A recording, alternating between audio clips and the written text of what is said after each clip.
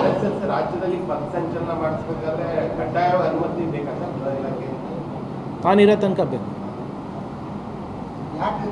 ಯಾಕೆ ಅಂದರೆ ಈಗ RCB ಕಾಳು ತುಳಿತದಲ್ಲಿ ಹೈಕೋರ್ಟಿಗೆ ಯಾರಿಗೆ ಸಬ್ಮಿಟ್ ಮಾಡಿರೋದು? ನಾವೇ ತಾನೇ ಸಬ್ಮಿಟ್ ಮಾಡಿರೋದು. ನೀವು ಯಾರು, ಎತ್ತ, ಹೇಗೆ, ಎಷ್ಟು ಜನ, ಎಲ್ಲಿಂದ ಬರ್ತೀರಾ, ವೆಹಿಕಲ್ಸ್ ಎಷ್ಟು ಬರ್ತದೆ ಅಂತ. ಮೊನ್ನೆ ಜಯನಗರ್ನಲ್ಲಿ ಮೋಹನ್ ಭಾಗವತ್ ಅವ್ರು ಬಂದಿದ್ದರು, ಹೋದ ಬಾರಿ ಮಾಹಿತಿ ನೀಡಿದರು, ಈ ಸರಿ ಪರ್ಮಿಷನ್ ಕೇಳಿದ್ದಾರೆ.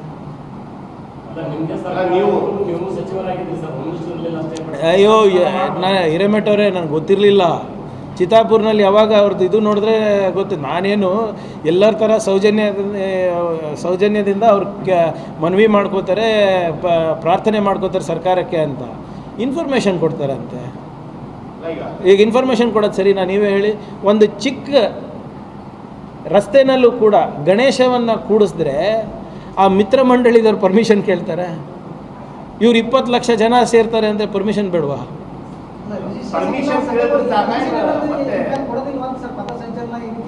ನೋಡಿ ಇವರೇ, ಸಣ್ಣ ಪುಟ್ಟ ಫಂಕ್ಷನಿಗೆ ನಾವು ಹೆಂಗೆ ಅಡ್ಡಿಪಡಿಸೋಕ್ಕಾಗ್ತದೆ? ಯಾಕೆ ನೀವು ಈಗ ಬೇರೆ ಸಂದರ್ಭದಲ್ಲಿ ಎಲ್ಲಿ ಹಬ್ಬ ಹುಣ್ಣಿ ಇದ್ದಾಗ ನೀವು ಎಲ್ಲರೂ ಆಚರಣೆ ಮಾಡ್ಕೊಂಡಿರ್ತೀವಿ, ಅದಕ್ಕೆಲ್ಲ ಅವಶ್ಯಕತೆ ಇಲ್ಲ.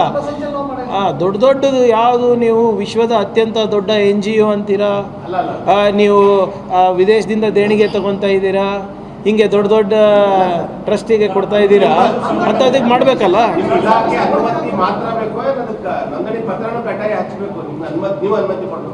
ನೋಡಿ, ಯಾರಾನ ನಮಗೆ ಪರ್ಮಿಷನ್ ಕೇಳಬೇಕಂದ್ರೆ ಒಂದು ಮಾನದಂಡ ನಾವು ಕೋರ್ಟಿಗೆ ಸಬ್ಮಿಟ್ ಮಾಡಿದ್ದೀವಿ.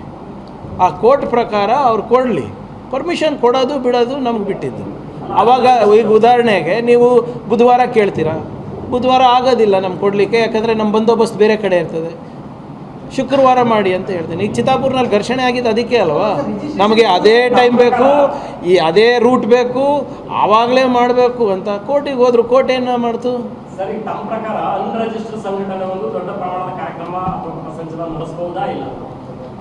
ಅದು ಇಟ್ ಡಿಪೆಂಡ್ಸ್ ಎಲ್ಲಿ, ಏನು ಉದ್ದೇಶ ಏನು ತಿಳಿಸಿ. ಅದೂ ಇದೆ. ನಾವು ಕೋರ್ಟಲ್ಲಿ ನಾವು ಏನು ಸಬ್ಮಿಟ್ ಮಾಡಿದ್ದೀವಿ, RCB ಕಾಲು ತುಳಿತ ಆದಮೇಲೆ ಅದನ್ನು ಸಬ್ಮಿಟ್ ಮಾಡಿದ್ದೀವಿ. ಉದ್ದೇಶ ಏನು, ಯಾಕೆ ಬರ್ತಾ ಇದ್ದೀರಾ, ಏನು ಮಾಡ್ತಿದ್ದೀರಾ, ಎಷ್ಟು ಜನ ಸೇರ್ತಾ ಇದ್ದೀರಾ, ಜನ ಎಲ್ಲೆಲ್ಲಿಂದ ಬರ್ಬೋದು, ನಿಮ್ಮ ಸಂಘಟನೆ ಎಲ್ಲಿದೆ, ಅದರ ಅಡ್ರೆಸ್ ಎಲ್ಲಿದೆ, ಎಷ್ಟು ವೆಹಿಕಲ್ ಬರುತ್ತೆ, ಎಲ್ಲಿಂದ ಬರುತ್ತೆ, ಮತ್ತು ಅಲ್ಲಿ ಏನಾದರೂ ಕ್ರೌಡ್ ಕಂಟ್ರೋಲ್ ಆಗಿಲ್ಲ ಅಂದರೆ ಯಾರು ಜವಾಬ್ದಾರಿ ಕೊಟ್ಟಿದ್ದಾರೆ. ಸ್ವಲ್ಪ 2 ವಾರದಲ್ಲಿ ಏನೇನು ಮಾಡ್ಬೋದು, ಸ್ವಲ್ಪ ಟೈಮ್ ಕೊಡಿ, ಮಾಡ್ಸೋಣಂತೆ.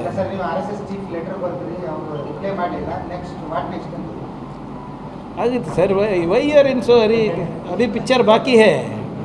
ಈಗ ನಾನಿರ್ಬೋದು, ಅವರಿರ್ಬೋದು, ಇವರೇ ಎಲ್ಲರೂ ಕೂಡ ಕಾನೂನಿಗೆ ತಲೆ ಬಾಗಲೇಬೇಕಾ? ನಾನು ಪತ್ರ ಬರೆದಿದ್ದೀನಿ. 100 ವರ್ಷದ ಎಲ್ಲೋ ಕಾಗದಲ್ಲಿ ಇಲ್ಲಿ ಇರ್ಬೋದು, ಹುಡುಕ್ತಾ ಇರ್ತಾರೆ. ಈಗ ಪಾಪ ಪಾಕಿಸ್ತಾನ ಬಗ್ಗೆ ಮಾತಾಡ್ತಾರೆ, ಆರ್ಥಿಕ ವ್ಯವಸ್ಥೆ ಬಗ್ಗೆ ಮಾತಾಡ್ತಾರೆ, ರಾಮ ಮಂದಿರ ಬಗ್ಗೆ ಮಾತಾಡೋದಿಲ್ಲ, ಅವ್ರ ಅಸ್ತಿತ್ವದ ಬಗ್ಗೆ ಮಾತಾಡೋದಿಲ್ಲ. ಸಿಂಪಲ್ ಕ್ವೆಶ್ಚನ್ ಕೇಳ್ತಾ ಇದ್ದೀನಿ ಸರ್. 52 ವರ್ಷ ಯಾಕ್ರಿ ನೀವು ಬಾವುಟ ಆರಿಸಿಲ್ಲ, ಸಂವಿಧಾನ ಯಾಕೆ ಬೇಡ ಅಂದಿಲ್ಲ, ಯಾಕೆ ಒಂದೇ ಸಮಾಜದವ್ರು ಮಾತ್ರ ನಿಮ್ಮ ಸರ್ಸಂಚಾಲಕ ಆಗ್ತಾರೆ, ಯಾಕೆ ನಿಮ್ಮ ಮಹಿಳೆಯರಂದರೆ ನಿಮಗೆ ಇಷ್ಟ, ಅವರ ಸಂಘಟನೆಯಲ್ಲಿ ಪಾಲ್ಗೊಳ್ಳೋಕ್ಕಾಗೋದಿಲ್ಲ, ನೋಂದಣಿಯಲ್ಲಿದೆ, ಅಷ್ಟೇ ಕೇಳ್ತಾ ಇದ್ದೀನಿ. ನೋಡೋಣ. ನೋಡಿ ಇವರೇ, ಈಗಾಗಲೇ ಲಾಜಿಕಲ್ ಎಂಡ್ ಅಂದರೆ ನನಗೆ ಫಸ್ಟ್ ಇವರು ನೋಟಿಸ್ ಕೊಡಿಸ್ತಾರೆ MHAಯಿಂದ. ನಮ್ಮದು ಈಗೆಲ್ಲ ನಿಮಗಾಗಲೇ ಸ್ಟಾರ್ಟ್ ಮಾಡಿದ್ರಲ್ಲ, 20-25 ವರ್ಷದಿಂದ ಸ್ಟಾರ್ಟ್ ಮಾಡಿರಲ್ಲ, ಇದು ನಿಮ್ಮ ಬುದ್ಧ ವಿಹಾರದು, ನಂದು, ಹೌದು, ಎಲ್ಲ ತೆಗಿತಾರೆ. ನಮ್ಮ ಅಣ್ಣನ ತೆಗಿತಾರೆ, ತೆಗಿತಾರೆ. ನಾನು ಯಾರಿಗೆ ಮದುವೆ ಆಗಿದ್ದೀನಿ, ಹೆಂಗಾಗಿದ್ದೀನಿ, ನನ್ನ ಮಕ್ಕಳು ಹೆಂಗಿದ್ದಾರೆ, ಪ್ರಿಯಾಂಕ್ ಬೆಳ್ಳಗನ ಕಪ್ಪಗನ, ಇವೆಲ್ಲ ಸ್ಟಾರ್ಟ್ ಆಗ್ತದೆ. ಇದು ಪ್ರಾಸಿಕ್ಯೂಷನಿಗೆ ನೋಟಿಸ್ ಕೊಡ್ತಾರೆ. Do I look scared? Sir, ಈಗ ಎಲ್ಲನೂ ನಾನು ಇಲ್ಲಿ ಚರ್ಚೆ ಮಾಡಿದ್ರೆ ಅವರಿಗೆ ಬಿಡ್ತೀರಿ ನೀವು ಕೊಡಲಿಕ್ಕೆ? Let them also answer. Why should I answer for them? ನಾನು ಅವರಿಗೆ ಯಾಕೆ ಉತ್ತರ ಕೊಡಬೇಕು? ನಾನು ಕೇಳ್ತಾ, ನೀವು ಮಾಡಿ, ಅರೆ ಸರ್, ನೀವು ಮಾಡಿ, ನಂದು ಆಕ್ಷೇಪ ಇಲ್ಲ. ನಿಮ್ಮ ಸಾಂಸ್ಕೃತಿಕ ಸಂಘಕ್ಕೂ ಇಲ್ಲ, ನೀವು ಕ್ರೀಡಾ ಸಂಘನ ಮಾಡ್ಕೊಳ್ಳಿ, ನೀವು ಯಾವುದಾದ್ರೂ ಧಾರ್ಮಿಕ ಸಂಘನ ಮಾಡ್ಕೊಳ್ಳಿ, ನಂಗೆ ತಕರಾರೇ ಇಲ್ಲ. ಅವರು ಗುರು ದಕ್ಷಿಣೆ ತಗೋತಾರಂತಾರೆ, ಕರೆಕ್ಟಾ? ಗುರು ಯಾರ್ರೀ? ಅವ್ರ ಗುರು ಯಾರು? ಧ್ವಜದ ಹೆಸರು ಮೇಲೆ ದೇಣಿಗೆ ತಗೋತಾರೆ, ಅದಕ್ಕೆ ಕಟ್ಟೋದಿಲ್ಲ. ನೀವು ಮಾಡಿ, ಅದೇ ಮಾನದಂಡ ಇಟ್ಕೊಂಡು ನೀವು ನಾಳೆ ಪ್ರಾರಂಭ ಮಾಡಿ ಸಂಘವನ್ನು ಯಾರು ಬೇಡ ಅಂದಿದ್ದಾರೆ. ಅವಾಗ IT ED ಸುಮ್ಮನಿರ್ತಾರೆ ನೋಡ್ತೀನಿ ನಾನು. ಧರ್ಮಕ್ಕೆಲ್ಲರಿ ರಿಜಿಸ್ಟ್ರೇಷನ್ ಕೇಳ್ತಾ ಇದ್ದೀನಿ ನಾನು. ಅವ್ರು ಏನಾದರೂ ಹೇಳ್ತಾರೆ ಇಲ್ಲ, ಅದಕ್ಕೆ ಅಲ್ಲ ನೋಡಿ, ಅವರ ಚಮಚಗಳಿಗೆ ಪ್ರವಚನ ಕೊಡೋದಲ್ಲ. ಬಿದ್ರ ಕುಂತು ನಿಮ್ಮ ಲಾಯರ್ಸಿಗೆ ಕಳಿಸಿ, ನಾವು ನಮ್ಮ ಲಾಯರ್ಸಿಗೆ ಕಳಿಸ್ತೀವಿ. Legal status I am asking, constitutional status asking. ಇವ್ರು ಯಾರು ಧರ್ಮದ ರಕ್ಷಣೆ ಮಾಡೋಕ್ಕೆ? ಹಿಂದೂ ಧರ್ಮ 3000 ವರ್ಷದಿಂದ ಇದೆ, ಇವ್ರು ಹುಟ್ಟು 100 ವರ್ಷ ಆಗಿಲ್ಲ.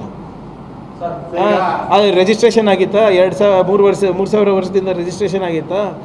ಈಗ ಬ್ರಹ್ಮ ಸಮಾಜ ಎಲ್ಲನೂ ಇವೆಲ್ಲನೂ ಬ್ರಿಟಿಷ್ ಕಾಲದಿಂದ ನಡ್ಕೊಂಡು ಬಂದಿರೋ ಸಂಘಟನೆ. ಅವ್ರು ಹೆಂಗ್ರಿ ರಿಜಿಸ್ಟರ್ ಆದರು? ಯಾವುದು ಸರ್?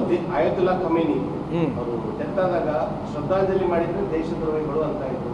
ಅವರ ಅಂತ್ಯ ಸಂಸ್ಕಾರದಲ್ಲಿ the government of India, after the death of the deputy prime minister in Iran, flew the Iranian flag in half mast.